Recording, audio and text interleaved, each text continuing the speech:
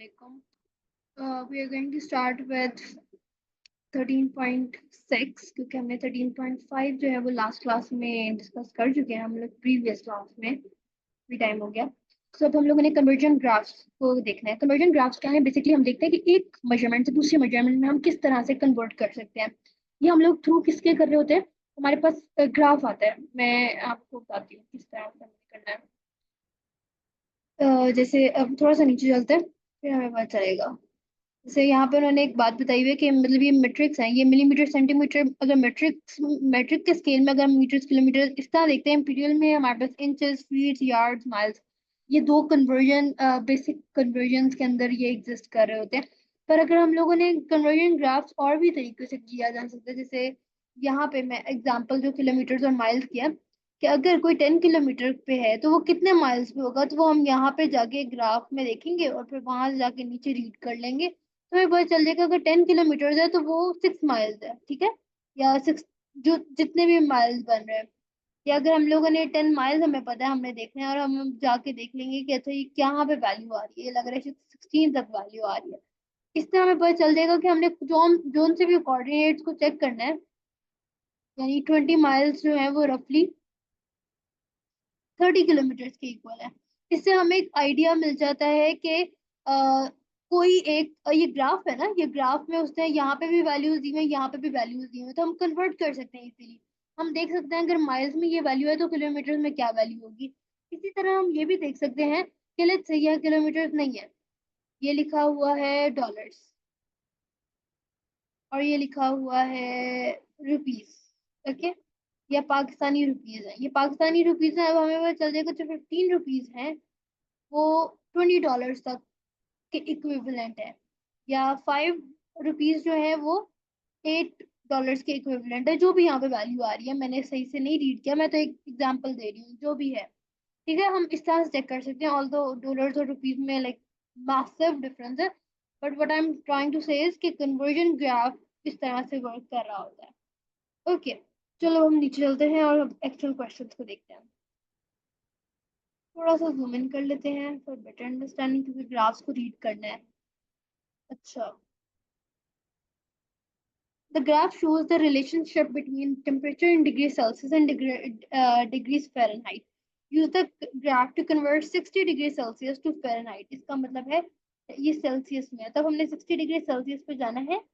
यहाँ पर हम लोग एक लाइन मार्क करते हैं, ठीक है, यहाँ पर गए और अब यहाँ से जाके हम यहाँ पे जाएंगे और अब यहाँ की रीडिंग देखेंगे। यहाँ की रीडिंग कैसे लेंगे?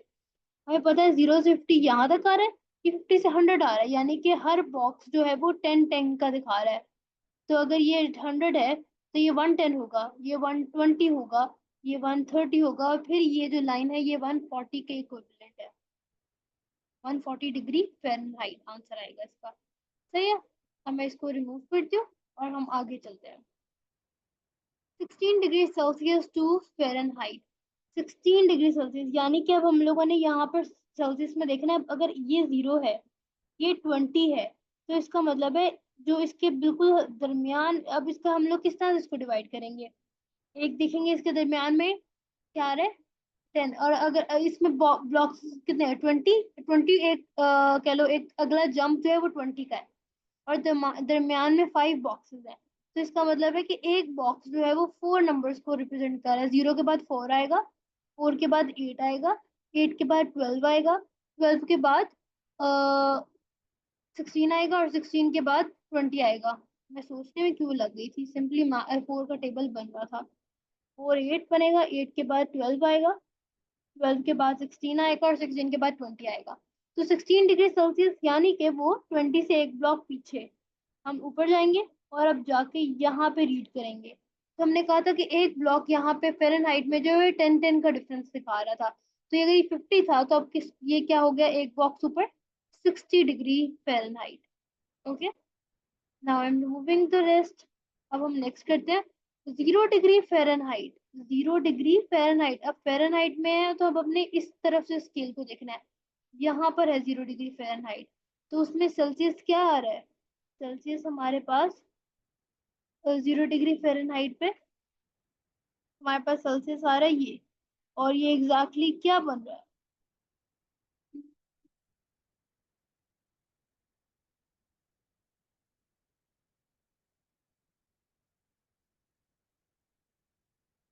ये हमारे पास 50 है, ये 40 है, ये 30 डिग्री सेल्सियस बन रहा है। नो, मैं उल्टा देख रही हूँ, आई थिंक मैं उल्टा देख रही हूँ। So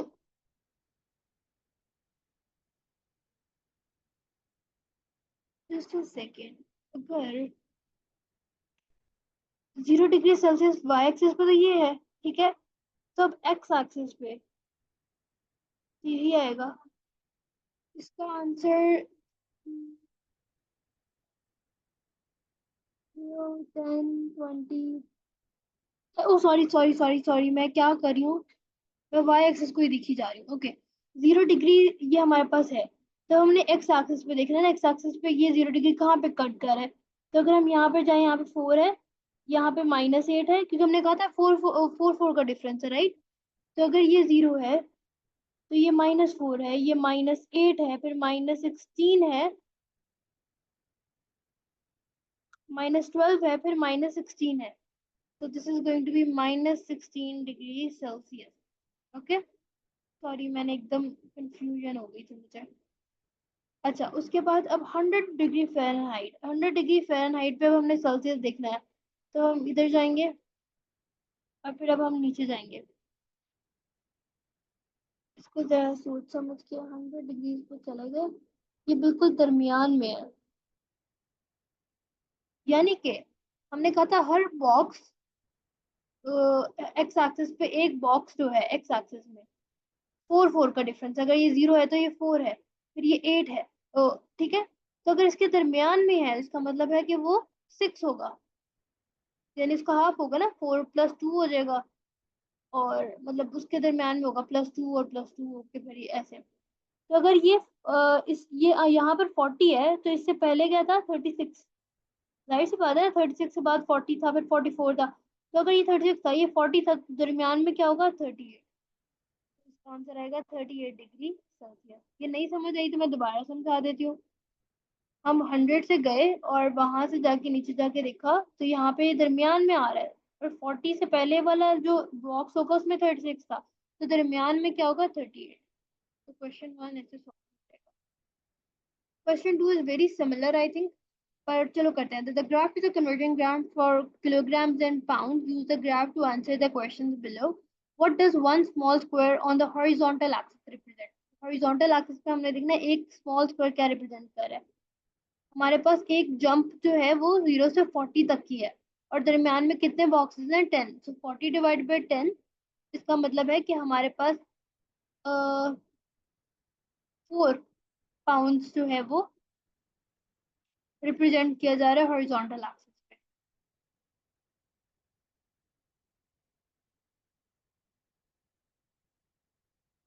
okay, what does one small square on the vertical axis represent? तो वर्टिकल एक्सिस में 20 हमारे पास है।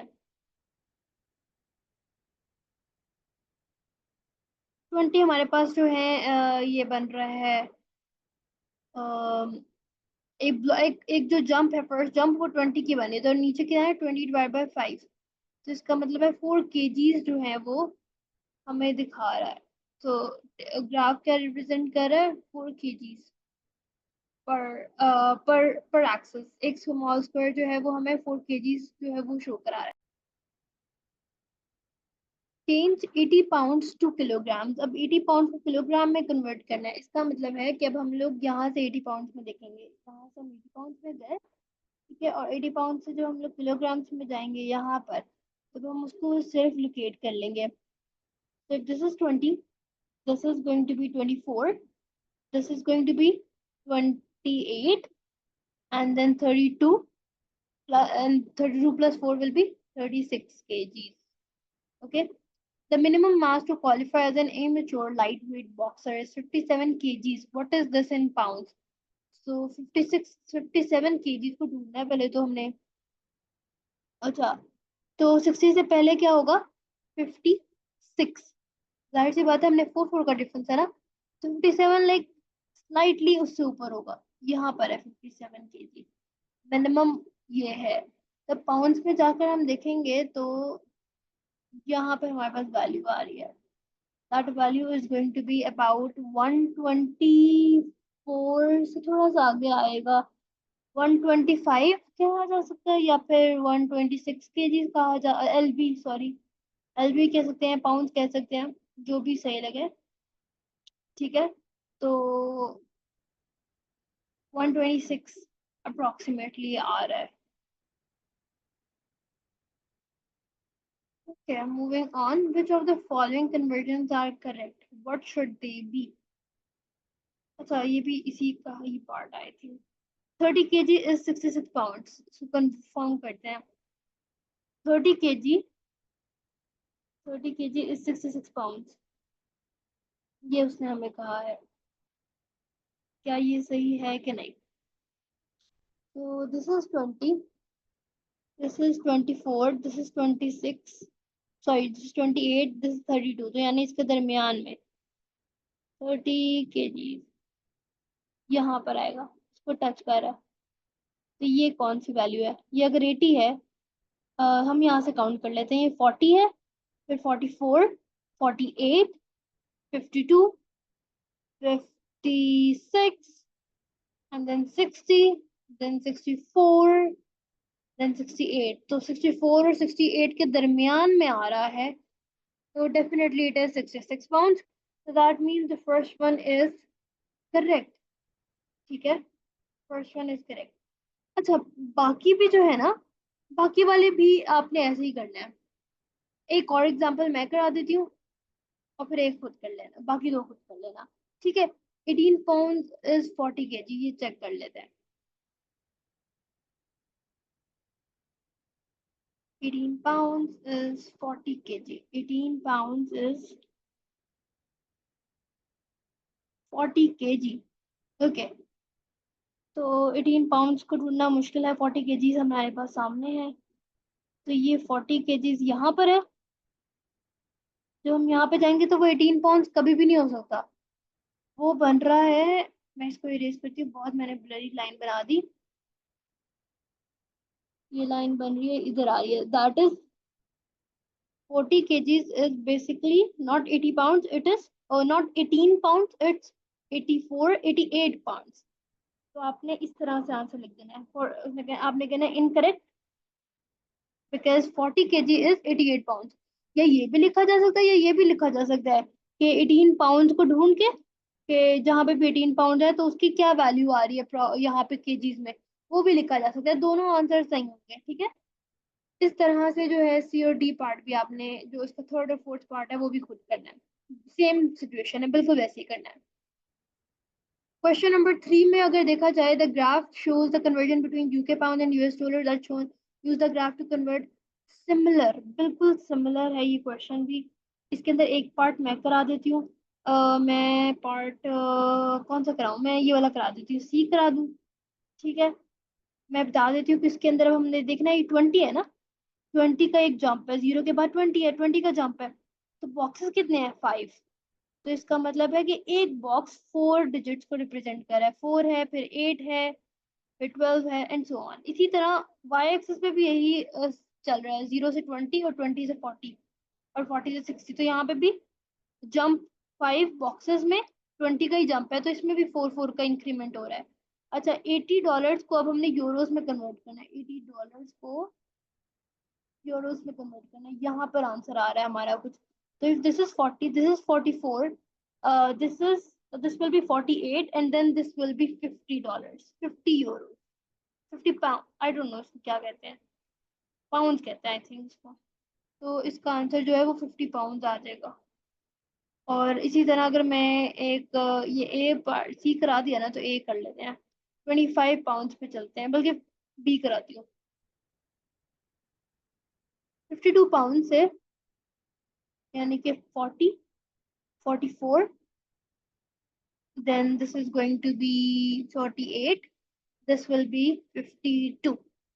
okay, 52 पाउंड्स जो हैं वो यहाँ पर जाकर बन रहे हैं 84 यूरोस, वो $84। तो इस तरह से जो है हम कन्वर्जन करेंगे बाकी दो पार्ट्स की। Question number 4. The cooking time in minutes for a joint of meat in kilograms can be calculated by multiplying the mass of the joint by 40 and then adding 30 minutes. The graph shows the cooking time for different masses of meat. Use the graph to answer the following question. If a joint of this meat has a mass of 3.4 kg, approximately how long should it be cooked? Okay, अब हमारे पास meet है मास 3.4 kg का। अब यहाँ पर अगर हम देखें एक जंप क्या है 1 का और बॉक्सेस कितने हैं 5, तो 1 डिवाइडेड बाय 5 हमारे पास आ गया। इसका मतलब है कि एक बॉक्स जो है वो 0.2 रिप्रेजेंट कर रहा है, यानी this is 0.2, this is 0.4, 0.6, 0.8 and then 1। तो 0.2 का इंक्रीमेंट हो गया। तो हमारे पास 3.4 है, तो ये 3.2 होगा, ये 3.4 होगा, विच इज ओवर हेयर। तो यहाँ पर उसकी वैल्यू आ रही है। अब हम लोग उसको यहाँ पर जाके चेक करते हैं ग्राफ में। अब हमें ग्राफ में ये भी देखना पड़ेगा वाई एक्सिस पे कितना जंप पड़ रहा है। वाई एक्सिस पे 50 का जंप है और बॉक्सेस 5 है, यानी हर एक बॉक्स 10 को रिप्रेजेंट कर रहा है। तो हमने यहाँ पे 3.4 पे यहाँ पे टच किया है, तो which mean this will be the answer. Middle से थोड़ा सा ऊपर है, स्लाइटली ऊपर, तो ये 160, 165 या 166, 166 मिनट्स के लिए इसको कुक करना चाहिए। If a joint of meat is to be cooked for 220 minutes, यानी कि 200, 210, 220 minutes इतना कुक करना है, तो वो कितना मास होना चाहिए? उसका मास होना चाहिए, यहाँ पर उसने गिवन किया हुआ है। अभी थोड़ा सा सेंटर में है, ठीक है, तो बल्कि एंड पर ही चला गया, तो ये आंसर होगा विच इज 4.8 या 4.7 भी लिखा जा सकता है। मुझे 4.8 ज्यादा सही लग रहा है, तो 4.8 ठीक है। बाय कैलकुलेटिंग थोड़ा सा जो एरर होता है ना वो एक्सेप्टेबल होता है, बहुत माइनर सा, ये नहीं कि बस अपनी मिस्टेक्स करते रहना। By calculating the mass of a piece of meat that takes only 25 minutes to cook, explain carefully why it is not possible to use this graph for every possible joint of meat. Okay, चलो अब हम इसको देखते हैं। 25 minutes, 25 minutes का मतलब है कि ये 0 मिनट्स थे, ये 10 मिनट्स थे, ये 20 मिनट्स थे, ये 30 मिनट्स है और ये 25 मिनट्स है। तो हम लोग उसको इसलिए नहीं कर सकते, ये ग्राफ इसलिए यूनिवर्सल नहीं है, या ग्राफ हर सिचुएशन पे एप्लीकेबल नहीं है, क्योंकि ग्राफ इससे ज्यादा, इससे कम वाले मिनट्स को हैंडल ही नहीं कर रहा, ठीक है। तो इसलिए हम लोग उन किलोग्राम्स की डिस्कशन ही नहीं कर सकते जो कि 30 मिनट्स से कम में कुक होंगे। तो बिकॉज ग्राफ विल अज्यूम कि हमारा जो मिनिमम है वो 30 minutes, that is why we can not do it for every possible joint of meat. Okay, moving on to question number 5. You are told that Mount Everest is approximately 29,000 feet high and the other measurement is approximately 8850 meters. Draw a conversion graph for feet and meters on a graph paper. You are now told that Mount Snowdown. Okay, okay, okay, okay. अब हम लोगों ने जो है वो बनाना है इसका conversion graph. अब वो कैसे बनाएंगे? के लिए हम दो अप्रोचेस ले सकते हैं। नंबर 1 अप्रोच ये ले सकते हैं कि हम लोग अपना स्केल रखें 29 को कंसिडर करते हुए और यहाँ पर हम 8 को कंसिडर करते हुए, यानी कि हम यहाँ पे सिर्फ थाउजेंड्स की बात करें कि हम थाउजेंड्स में ही ग्राफ ले रहे हैं। हमने अपनी कह लो कि ऑलरेडी इसको प्रिज्यूम कर लिया हुआ है। या तो एक ये कंडीशन हो सकती है, या हम एक ये कंडीशन बना सकते हैं कि हम लोग ग्राफ को मिनिमल कर ले, यानी हम इसका ग्रेडियंट लेके इसको छोटा कर लें। बट आई थिंक ग्रेडियंट वो चीज़ इतनी सूटेबल नहीं है, क्योंकि हमने फर्दर क्वेश्चंस भी सॉल्व करने हैं। सिर्फ अगर कन्वर्जन ग्राफ बनाने वाली बात होती तो वो हम फिर भी कर लेते। अगर बात की नहीं समझ आई छोड़ दे, क्योंकि मेन चीज़ है जो मैं अभी समझाती हूँ। अच्छा, अब हम लोग ग्राफ थोड़ा साइड में बनाते हैं, तो मैं इसको थोड़ा सा छोटा करती हूँ, लार्ज। ओके,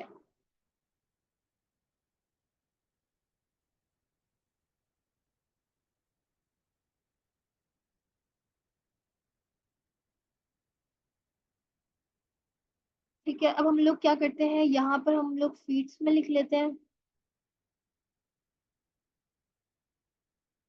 और और ये हम लोग ले लेते हैं फीट है, और ये मीटर्स में है।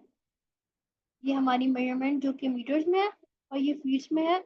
ये भी हम लोग इन थाउजेंड्स करते हैं, ठीक है। और ये भी हम लोग जो है इन थाउजेंड्स करेंगे। अच्छा, ये इधर जो है ना, ये इस साइड पे आना चाहिए, इस साइड पर लिखा होना चाहिए। मेरे पास स्पेस नहीं है इसलिए मैंने यहाँ पे लिखा है। अच्छा, अब हम क्या करते हैं, हम अब हमने 29, अब हम थाउजेंड की बात करें, हमने 29 तक जाना है और यहाँ पे हमने 9000 तक जाना है।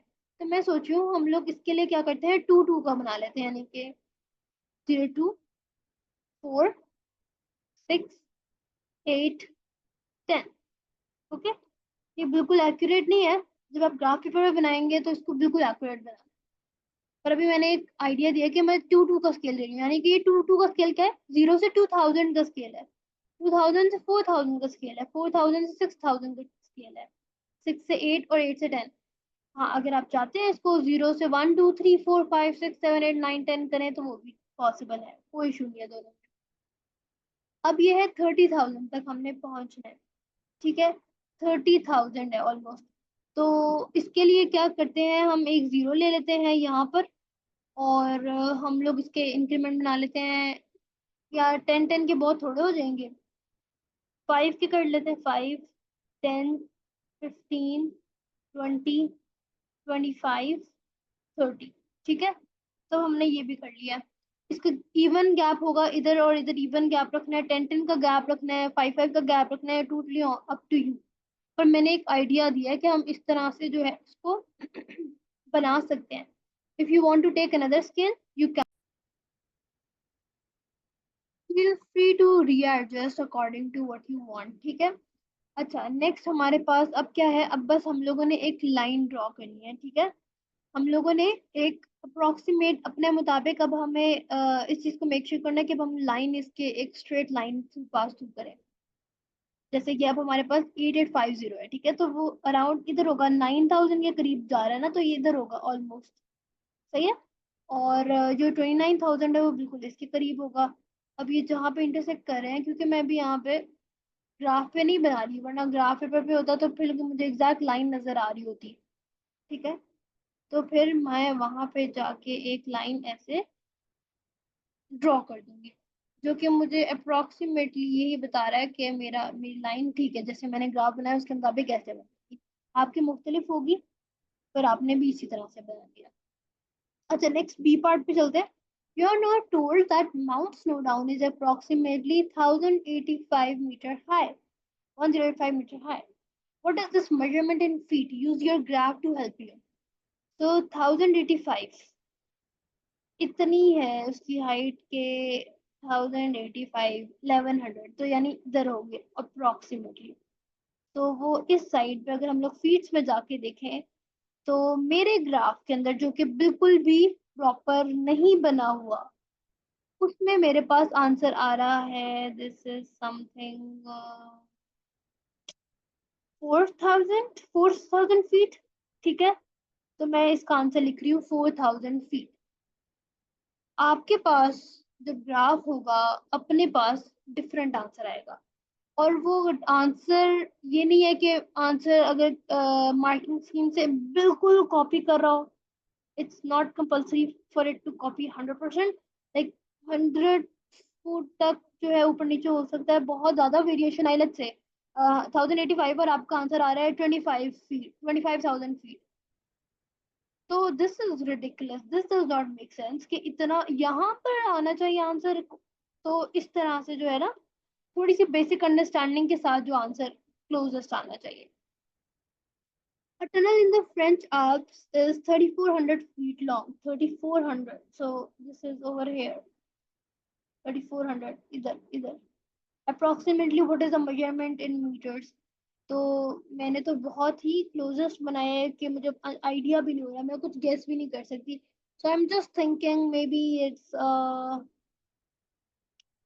अगर अगर यहाँ पे मैं कंसिडर करती हूँ कि ये 35 तक है, तो it will be may be 1000, ठीक है। मुझे लगता है 1000 मीटर्स, जो है इसका आंसर होना चाहिए, जितना मेरा ग्राफ जो मुझे अजीब सी आंसर दे रहा है उसके अकॉर्डिंग। ठीक है, तो इस तरह से ये क्वेश्चन सॉल्व हो जाएगा। Okay, on to the last question which is similar one, जो कि मुझे नजर आ गया यहाँ पे कन्वर्जन ग्राफ। तो हम इसका भी कन्वर्जन ग्राफ बनाते हैं। अच्छा, Mount Ruba Kumar on the planet Turides, I don't know इनको कहाँ से इतने अजीब नाम मिलते हैं, is 1800 squidges high. This measurement is equivalent to 345 spluges. अब ये spluges और जो squidges हैं, these are the key terms that we have to use now. मतलब हम लोग अब लिखेंगे spluges और squidges. मैं spluges जो है वो यहाँ पे लिख लेती हूँ, spluges, spluges इधर आ जाएंगे, squidges इधर आ जाएंगे, squidges। अब ये हम लोग ले लेते हैं हंड्रेड्स में, पता है क्यों? क्योंकि हमारे पास 1 है और 3 है, इतना डिफरेंस नहीं है, तो हंड्रेड्स में भी लिया जा सकता है। थाउजेंड्स में लेके कोई पर्पस नहीं बनता ना, बहुत ही छोटा हो जाएगा वो तो। सही है। अब नेक्स्ट हमारे पास, अब हम अगर इसके वो लेते हैं एक्स एक्स में वो बनाते हैं साइज, तो पहले स्क्विजेस का बनाते हैं। स्क्विजेस है 1800 के, तो 18 तक हमने पहुंचना है। तो यानी 0, 2, 4, 6, 8, 10, 12, 14, 16, 18, 20। एक तो ये वे है, एक वे है कि 0, 1, 2, 3, 4 which is very very long, I will not recommend. या एक है 0, 5, 10, 15, 20। I think this looks okay, एक मिनिमल सा है, ये भी किया जा सकता है, पर ये ग्राफ काफी लंबा हो जाएगा। तो 12 तक होता है या 14 तक होता तो सफिशिएंट होता है, 18 बहुत ज्यादा हो गया, तो ये ज्यादा सही लग रहा है। 5, 10, 15, 20। ओके, नेक्स्ट हमारे पास है, अब स्प्लूजेस के लिए बनाते हैं। अब स्प्लूजेस जो है वो है 34 तक जा रही है, 34 तक जा रही है। तो इसमें तो हमें 0, 5, 10, 15, 20, 25, 30, 35 ऐसे जाना पड़ेगा।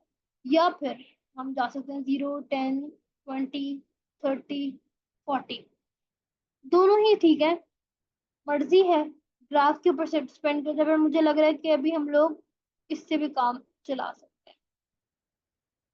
10, 20, 30, 40, 50। चलो 50 की ना भी जरूरत है वैसे भी, चलो खैर। हमने कन्वर्जन ग्राफ ड्रॉ कर लिया है, अब हमने इसको मार्क करते हैं। ग्राफ अभी पूरा ड्रॉ नहीं हुआ क्योंकि हमने पॉइंट नहीं लगाया। अच्छा, तो है 1800, 1800 कैसे होगा? 15, 16, 17 इधर होगा, तो 18 इधर होगा ऑलमोस्ट। ठीक है, 18 ऑलमोस्ट इधर होगा, इधर इधर। मैं ना लाइन ही ड्रॉ करती हूँ, मैं बता, डॉटेड लाइन तो पता नहीं ये ड्रॉ करने दें कि ना करने दें। चलो, ये 18 हो गया। 3450 यानी कि 30,000 से ज्यादा, 35 दरमियान में होगा, 34 थोड़ा सा नीचे होगा, तो अराउंड ये। तो अब मैं इधर एक पॉइंट बना देती हूँ, इस पॉइंट पे जाके अब मैं बाकी लाइंस को इरेज कर रही हूँ। और अब मैं यहाँ पर 0 से लेकर, देखो इतना मोटा सर्कल नहीं बनाते क्योंकि इतनी ज्यादा आपके पास वेरिएशन आ जाती है, तो मैंने ये इसलिए किया था कि आपको बता सकूँ ना, नहीं करना है ऐसे। वैसे मैंने गलती की है, पर मैं बता, अच्छा। तो खैर, ये हमने कर लिया, ए पार्ट हमने सक्सेसफुली कर लिया। इफ माउंट ओट्सुकी, पता है क्या, ये मेरा फिफ्थ से ज्यादा अच्छा ग्राफ बना है, नीट बना है। If Mount Otsuki also on planet Kotora is, I don't know, is 1200 splooges है। अब यहाँ ध्यान से रखना कि यहाँ पे स्क्विजेस है, यहाँ पे स्प्लूजेस है, तो उसके मुताबिक ही मार्क करना। स्प्लूजेस इज 1200 यानी कि ये 20,000 है, ये 10,000 है, दरम्यान में 15 होगा, तो ये 11 होगा, तो 12 तकरीबन यहाँ पर होगा। तो स्क्विजेस में अब हम यहाँ पे जाके चेक करेंगे, और मेरे मुताबिक, मेरे ग्राफ के मुताबिक अगर ये 7 है तो मुझे लगता है 600 समथिंग, 600 से ज्यादा बन रहा है, 6 इधर होना चाहिए, तो 630, 650, 640 कुछ भी लिखा जा सकता है। मैं 630 कर लेती हूँ। ठीक है, 630 स्क्विजेस, 63, हाँ 630 कुछ। 630 squidges आंसर होगा. There are in fact 80 flogs in Spluge. If Mount Adil on planet Pluto is 1456 squidges high, what is the measurement in 1456? यानी कि 1456 तकरीबन इधर आएगा. मैं इस पे मार्क करती हूँ.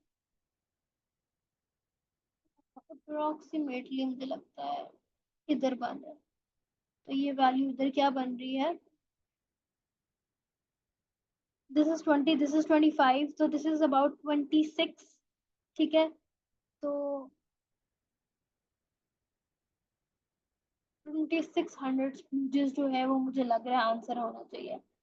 पर अब उसने कहा what is the measurement in फ्लॉग्स.